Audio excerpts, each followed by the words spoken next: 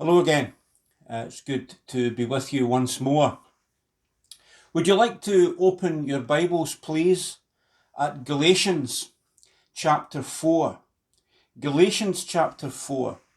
And we're going to be looking at the most precious topic today, the most precious subject. The great teachings of God are all precious, of course, but this one seems to sparkle. And God willing, we will be looking at it on several occasions in the weeks ahead. Galatians chapter 4 then, and verse 1. We'll read the first 7 verses of Galatians chapter 4.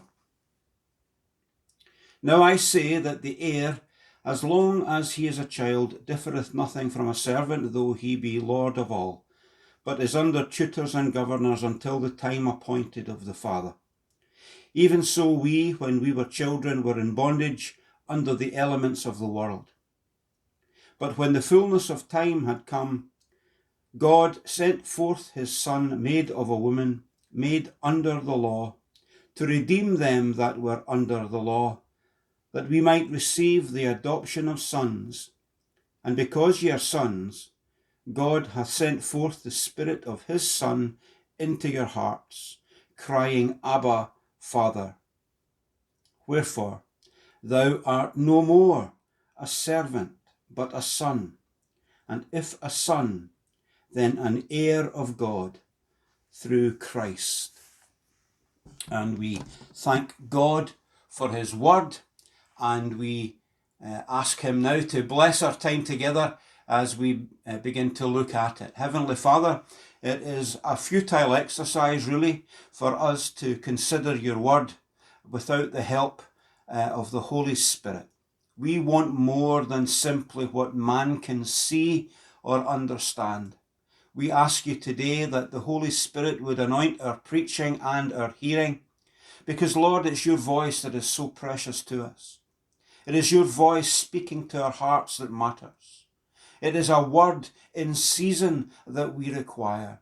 Heavenly Father, we pray that you would give a rhema word today, that the word would be living in the lives of your people. Father, we are in your hands completely, and we thank you that we are, and we look forward to experiencing your fellowship as we continue in your word.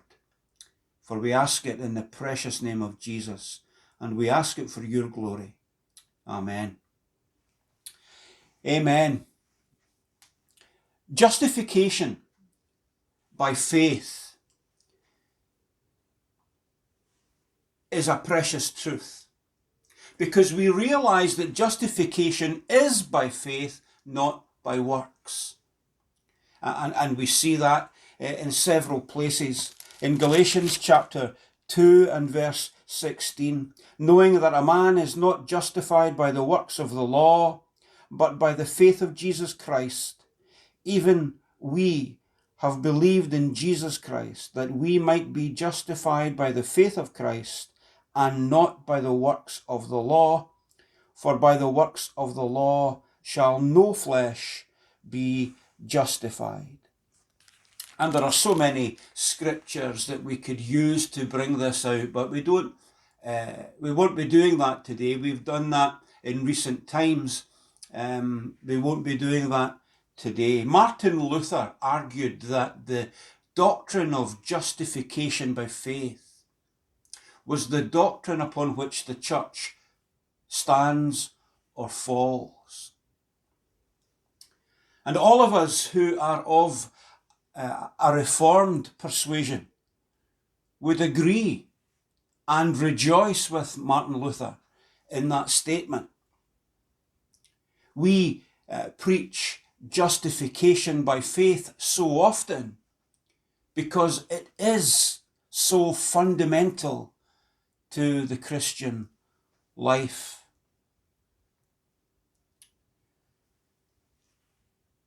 However, the passage that we've read this morning in Galatians chapter 4 teaches us that although precious and primary and fundamental, justification by faith is not the only or even the most precious thing. That sounds strange to us, I suppose, but it's not the only or the most precious though it is.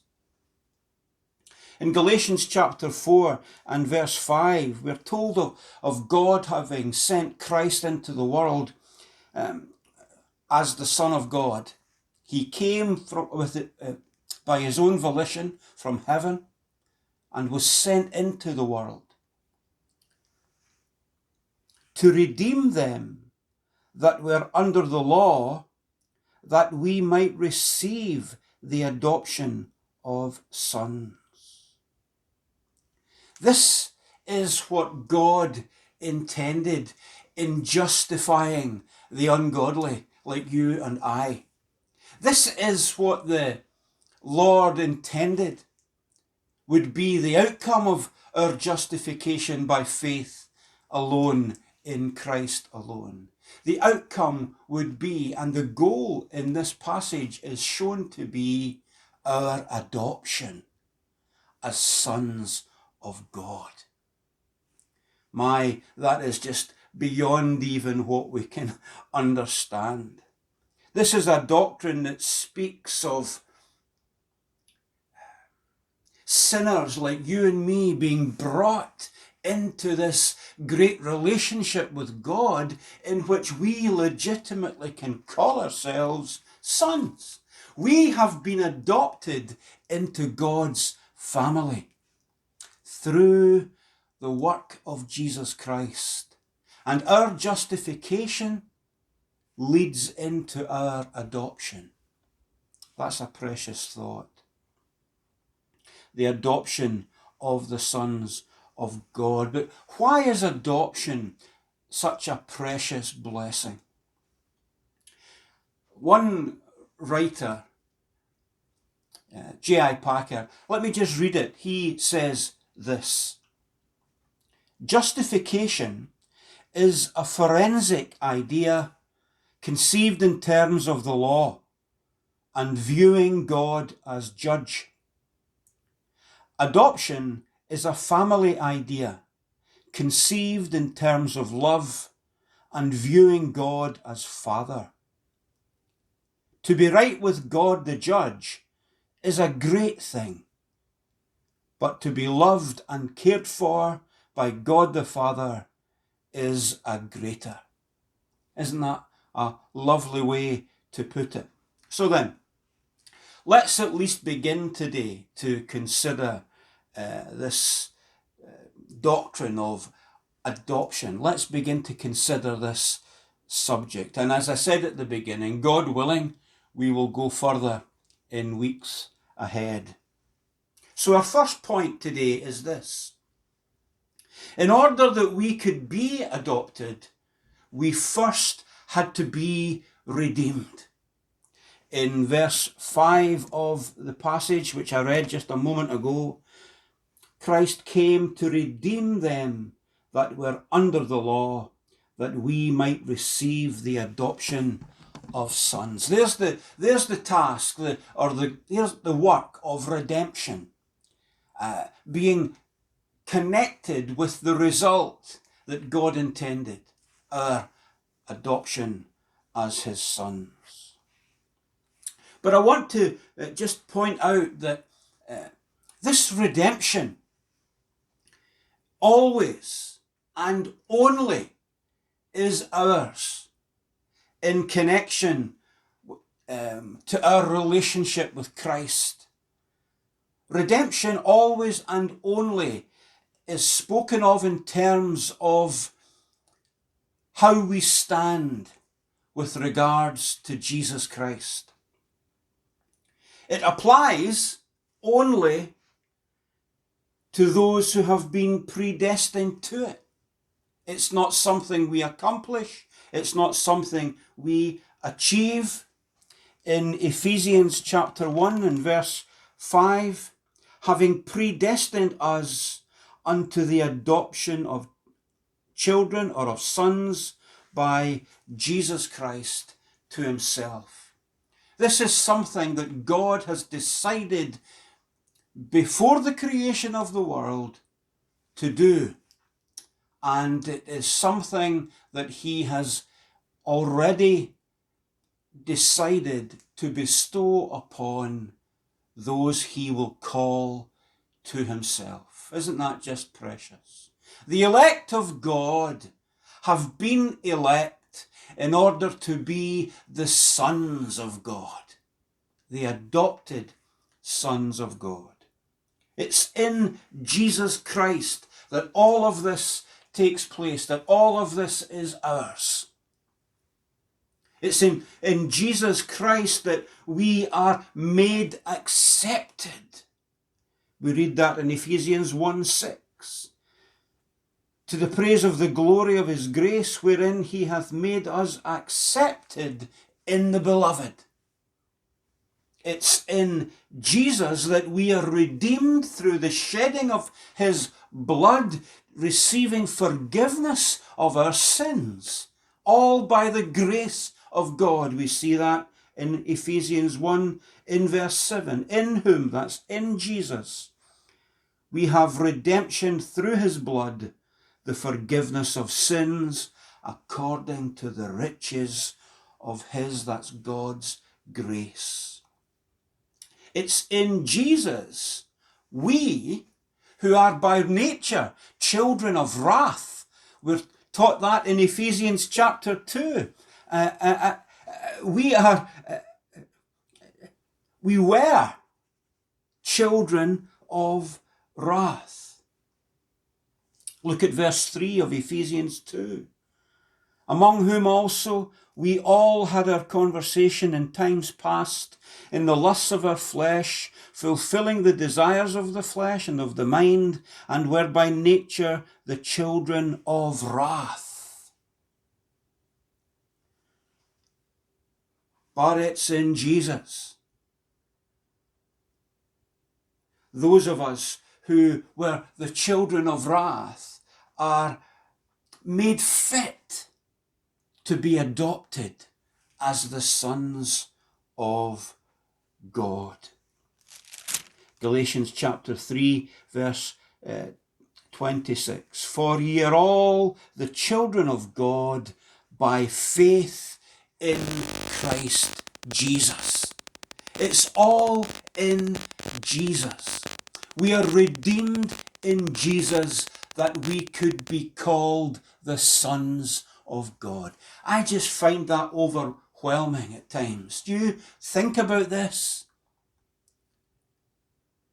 How precious is this for us? Adopted as the sons of God. In other words, it's through faith in Jesus that we are justified in order to receive our adoption. In John chapter 1, when the writer is speaking of the coming of Christ into the world, he says in verse 12, as many as received him, to them gave he power to become the sons of God, even to them that believe on his name. Believing on the name of Jesus demonstrates that we are being given the power, the right, if you like, to be called the adopted sons of God. Praise the Lord God for it. Adoption. Our adoption as the sons of God, you see, rests upon the bedrock of justification by faith. Justification through the cross of Jesus leads us in to this brilliantly highlighted doctrine that we're looking at today. It's This is why we're going to go on and see why it is such a precious thing for us. It's like a jewel that sparkles more brightly than any other. It truly is mind-blowing to realize that God justified the ungodly, like you and me, in order to pour multiple and abundant blessings upon us, the greatest of which is to be called his sons, to be adopted into the family. It's such a thrilling thing for a child of God to realize that, magnificent though their justification is,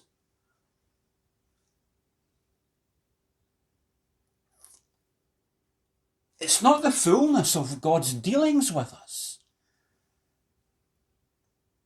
It's not the fullness of things.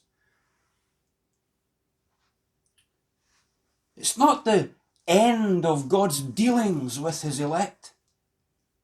No, it's the foundation for everything else that will come. We thank God for this great blessing of adoption. It's a wonderfully precious teaching, a wonderfully precious truth that we should hold dear as believers in the Lord Jesus Christ. Wonderfully precious. But what makes it so precious to us as Christians? What makes it such a beautiful thing to consider and to realize and to embrace? Well, our next point teaches us, or begins to show us.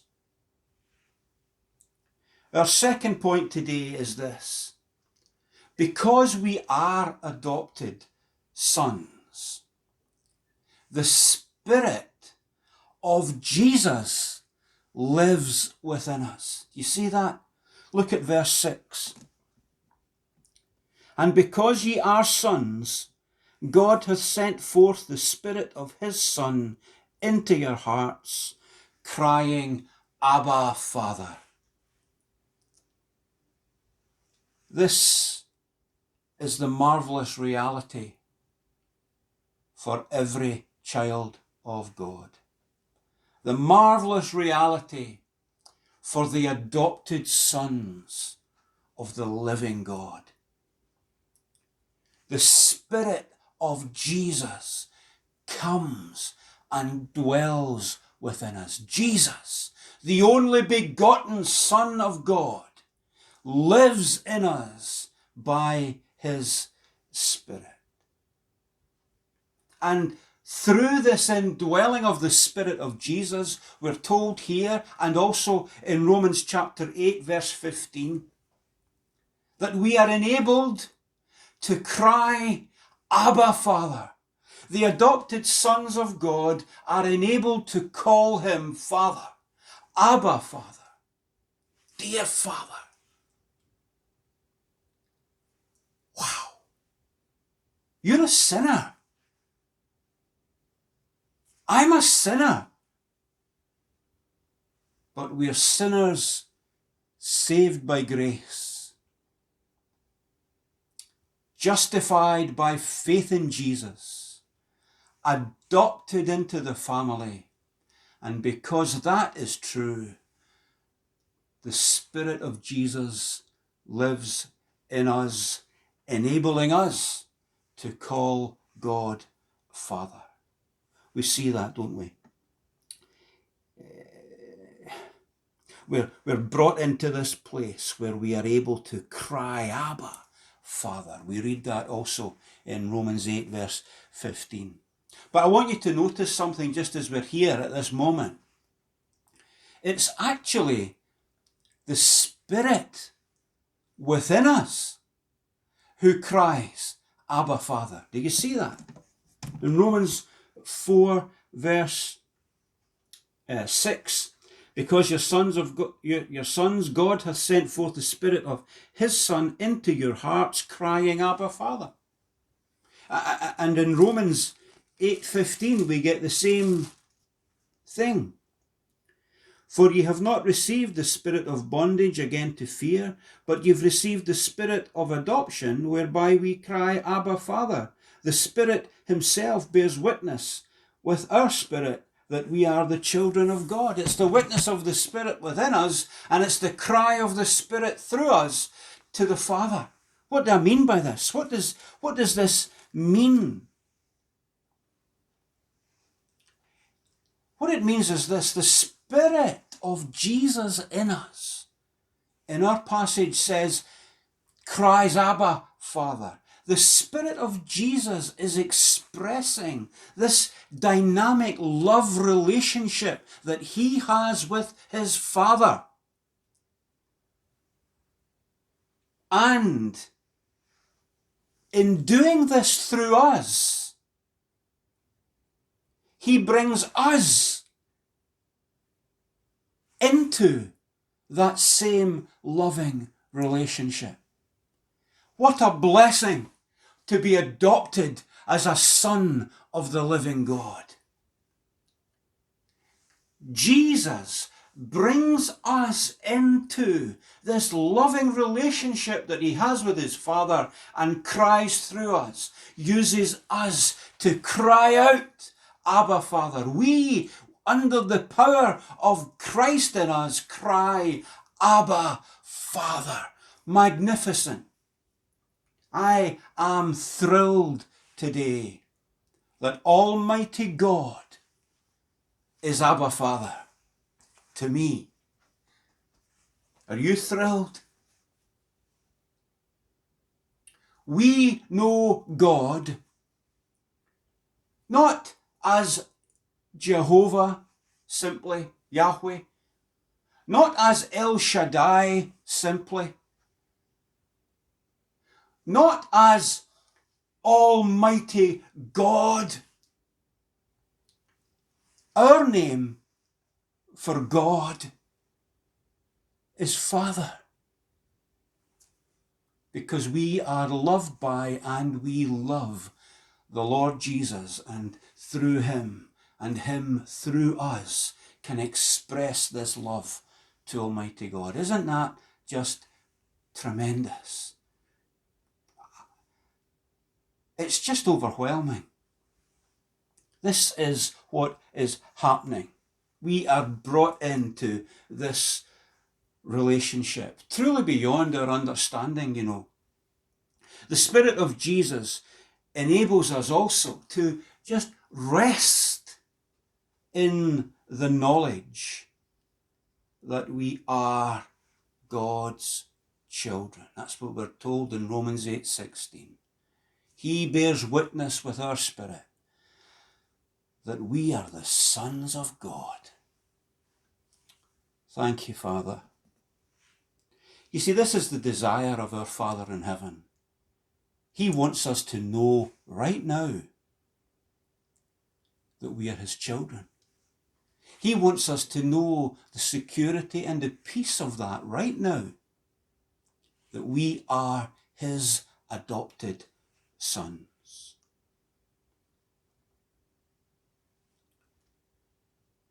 As Christians, we should be living our lives in this place of peace and rejoicing. I'm not denying your situation or your circumstances. I'm not denying anything of that kind at all. And I'm not denying the pain that you, brother or sister, may be going through. But we should be able to live our lives even in the midst of these things with a peace in our hearts of knowing that we are the adopted sons of God. He wants us to have this awareness in our lives. And so the Spirit of Jesus dwells in us. Also, this love relationship between the Father and his Son, Jesus Christ, is indestructible. Nothing will destroy it. Nothing will diminish it. Nothing will harm it or hamper it. This is an indestructible divine love that flows between the Father and the Son. That the Spirit of Jesus now lives within us doesn't change God's love for his Son. Indeed, what we find is that God is loving us as he loves Jesus Christ. Get your head around that if you can. Adoption. Oh, what a blessing. Yes, it's great to get up every day and live our lives in the knowledge that we are justified by faith alone and not by works. But isn't it an added wonder that not only is that true of us, but we can live our lives in the knowledge that we are the adopted sons and that God loves us as he loved his only begotten Son.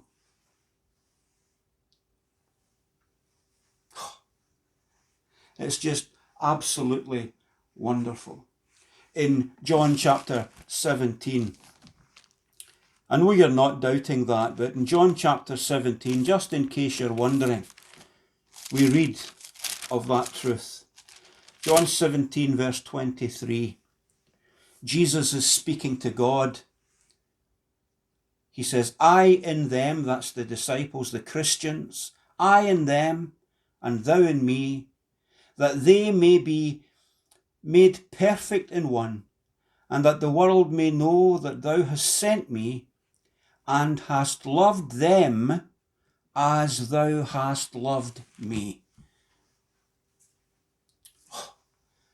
The adopted sons of God have this amazing privilege.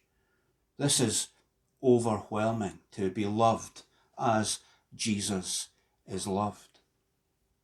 Unconditional love. We experience the unconditional love that Christ himself experiences from the Father.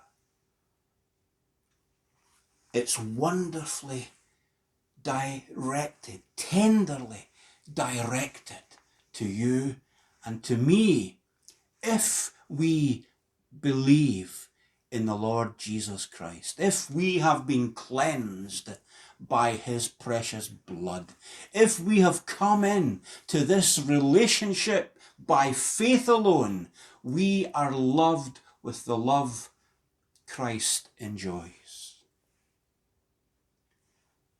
There's something wrong with us if this does not touch the deepest recesses of our souls. There's something wrong. To know that this indestructible divine love is ours. Overwhelming. It should energize our lives. It should electrify our lives. It should fill our lives with joy and the love that flies from our hearts to God the Father. And so to our final point in this brief message. As adopted sons, we are heirs of God. The Spirit of Jesus dwells in us, and we are heirs of God. Again, verse 7 of our chapter, of our passage. Wherefore thou art no more a servant, but a son. And if a son, then an heir of God. through Christ. And of course, in that passage in Romans 8 that we've been referring to,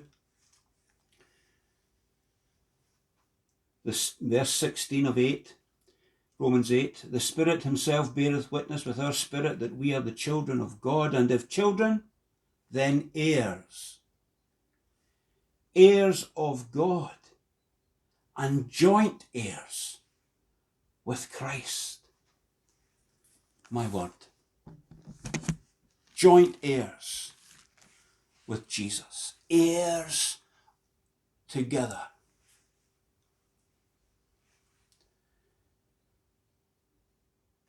Because our relationship with God has changed, the moment we become Christians, the moment we enter in by faith, our relationship with God changes. We are no longer servants, simply. God looks upon us now as sons. And because we are sons, we can legitimately say, on the grounds of the Scriptures, that we are heirs of God, joint heirs with Christ.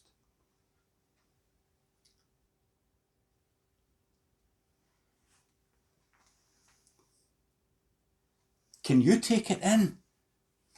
This is big.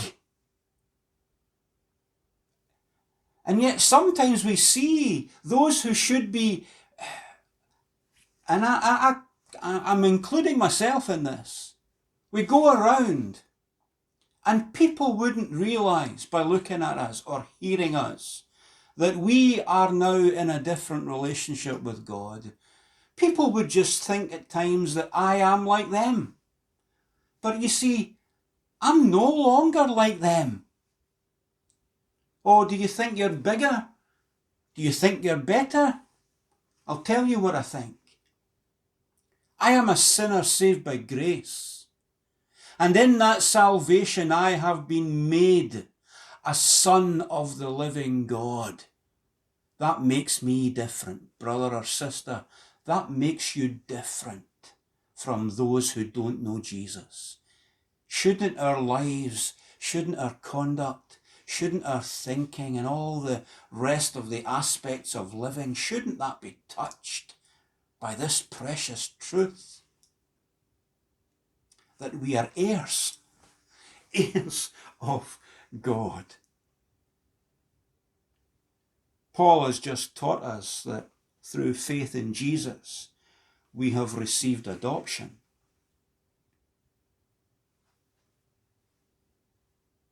Marvel at that, because you see, what that means is that we have the rights of sons. No wonder John says about the love of God, that this lavish love that's been poured upon us, that the love of the Father is overwhelming. Just as it comes to mind in 1 John chapter 3 and verse 1, we often sing this truth to express the joy that we find in our relationship with God. Behold, says John, behold, drink in, what manner of love the Father hath bestowed upon us, that we should be called the sons of God. Yes, amazing, because that makes us heirs of God. That makes us heirs of God. That gives us all the rights that sons have.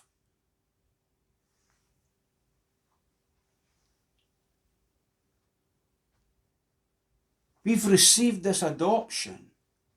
And the NIV puts it like this, that we receive the full rights of sons. The full rights of sons belongs to you and me. And we receive these because we are sons of God, heirs of God.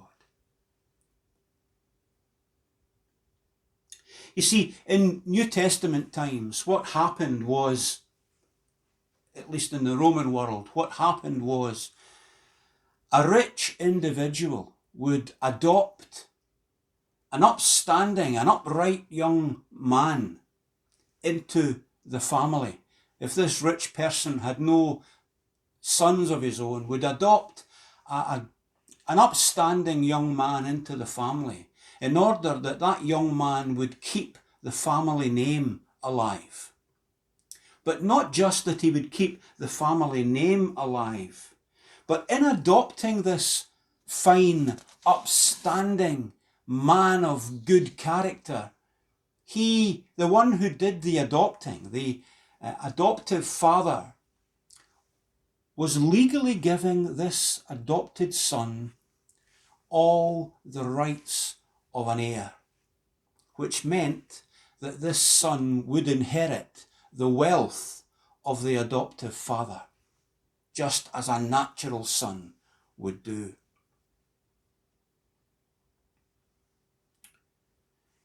Just think for a wee minute. Think for a little moment. Paul is applying the idea of adoption to us. God has chosen to make those not of good character, but to make those of bad character. You and me, his sons and heirs. We know we don't deserve it, but oh, God has given it. And God has decided that you and me, if we are Christians, God has decided that we are heirs. All the rights of sons. We have all the rights of sons. We have all the rights of sons. Isn't that truly magnificent?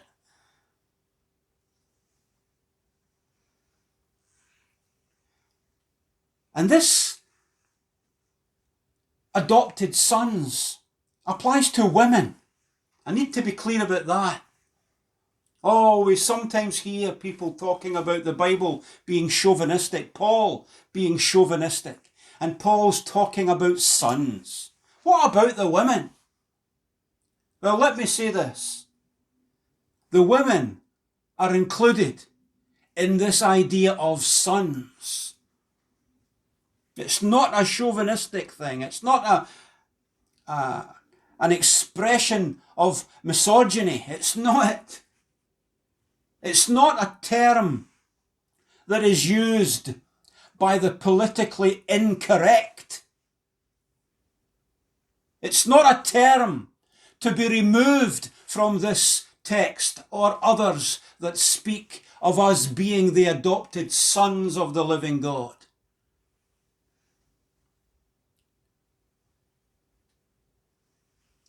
It carries a great significance. And it's cram-packed with the love of God to us. Even women, I say even women, are to be looked upon as the sons of God. Even women? Yes. God does not use here the term daughters.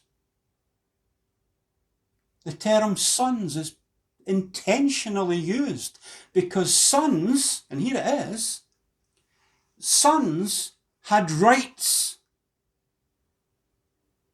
When this was written, only sons had rights. Daughters had none. But God, through the Apostle Paul, is saying, no, I'm giving you all of my adopted children will be receiving the rights of sons. That's marvellous. And we need to rejoice at that and not decry it. We need to embrace it and marvel that God was going against the culture and saying, no, my daughters will receive the rights of my sons and they will all together enjoy them. Precious. What a Father we have, male and female. We are all the sons of God. The cross of Jesus Christ made it so.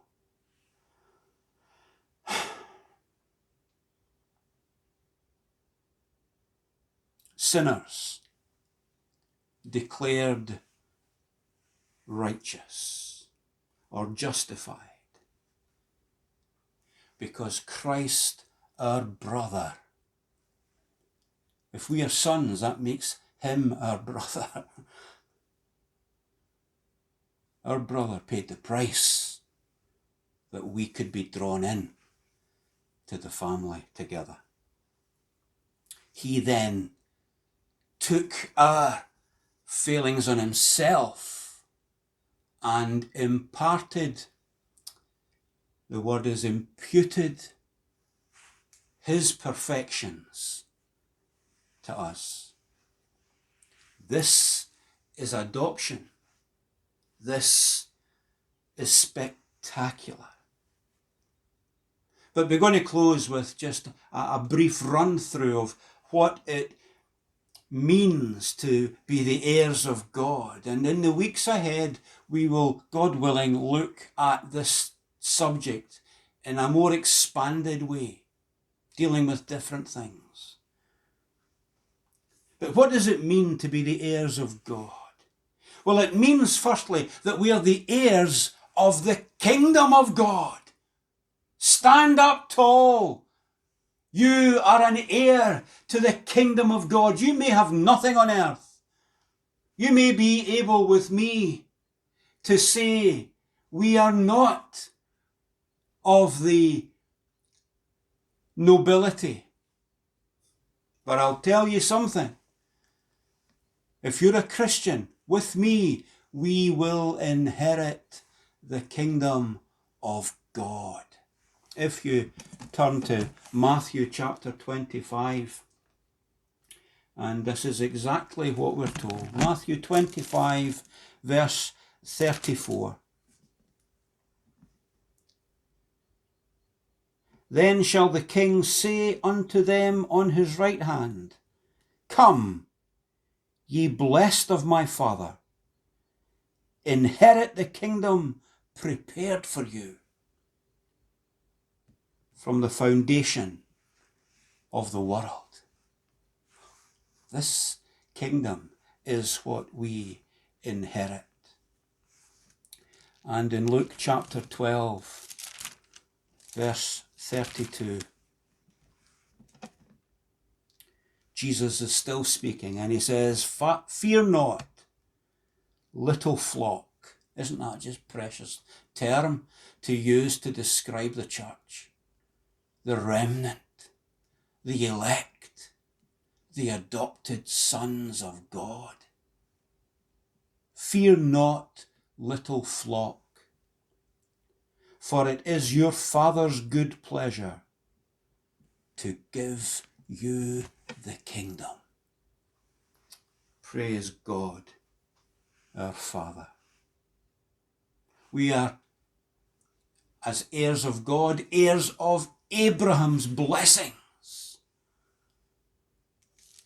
In Galatians 3 and verse 14, that the blessing of Christ was hung on the tree, Christ was crucified, that the blessing of Abraham might come on the Gentiles through Jesus Christ, that we might receive the promise of the Spirit through faith. And then 29, verse 29, if ye be Christ's, then are ye Abraham's seed and heirs according to the promise. The blessings that were promised to Abraham, we inherit as the adopted sons and heirs of God.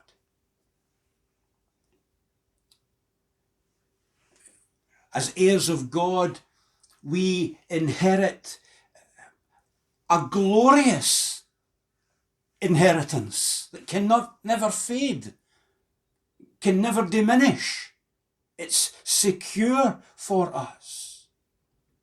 Again, let me just read a couple of scriptures without going into any depth in them, just to give us something to rejoice over again.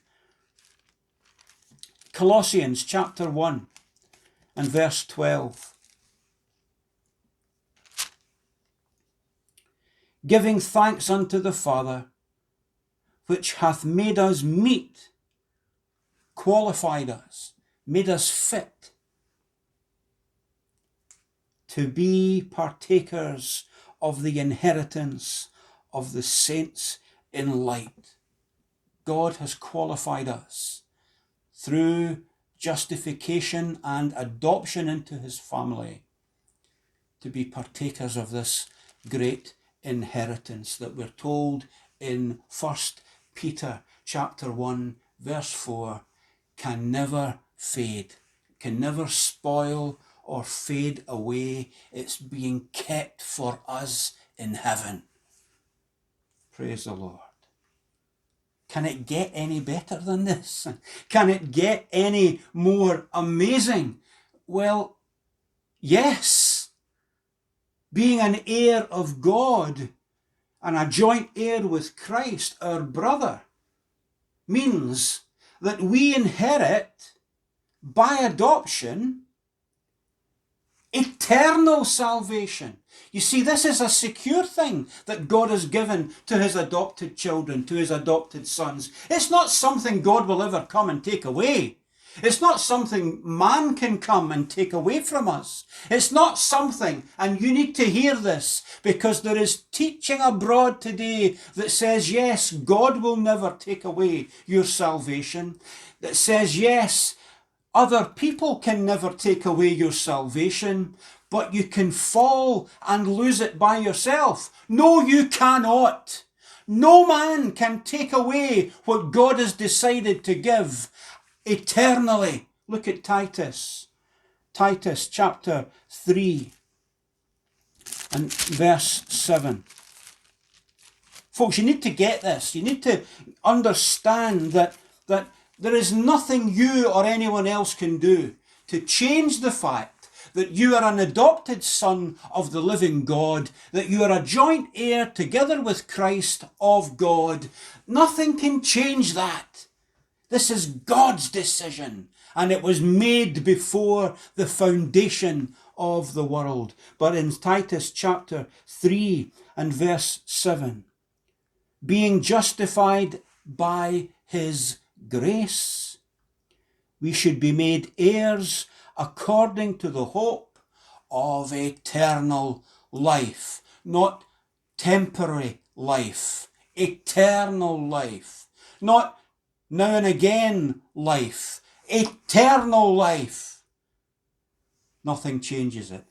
Isn't it marvellous to be an heir of God, an adopted son? Absolute security.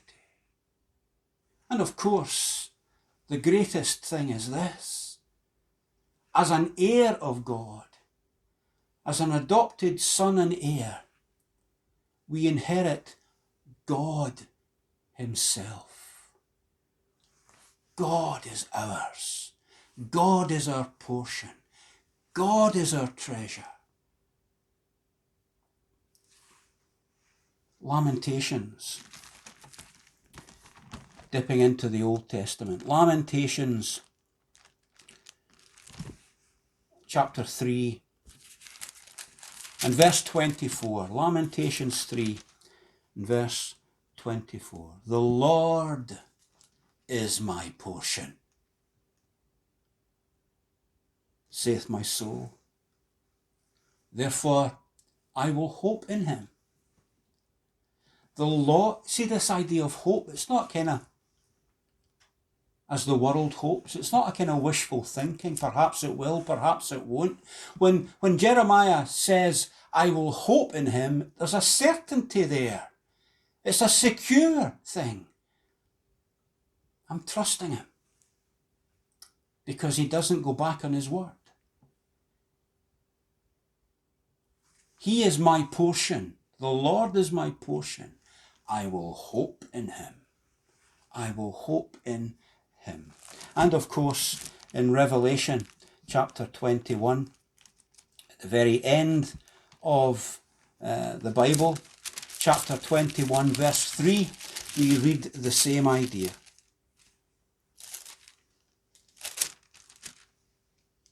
And I heard a great voice out of heaven saying, Behold, the tabernacle of God is with men, and he will dwell with them, and they shall be his people. God himself shall be with them, and be their God. This is our inheritance. We inherit God. We inherit glory. Praise the Lord. The adopted sons of God inherit together with Christ. And here's the thing. We inherit together with Christ. He inherits everything there is. How do you feel this morning? How do you feel this afternoon? How do you feel this evening or whenever you're listening to this? You inherit with Jesus, and he inherits everything there is. That's what Hebrews tells us. That's what Hebrews chapter 1 and verse 2 tells us.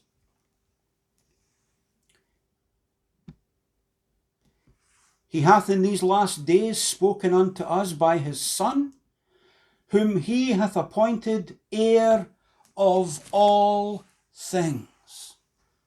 And we are joint heirs with Christ.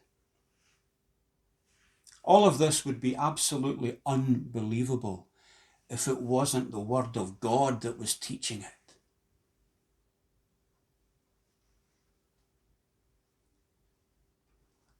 Final quote, this time from John MacArthur.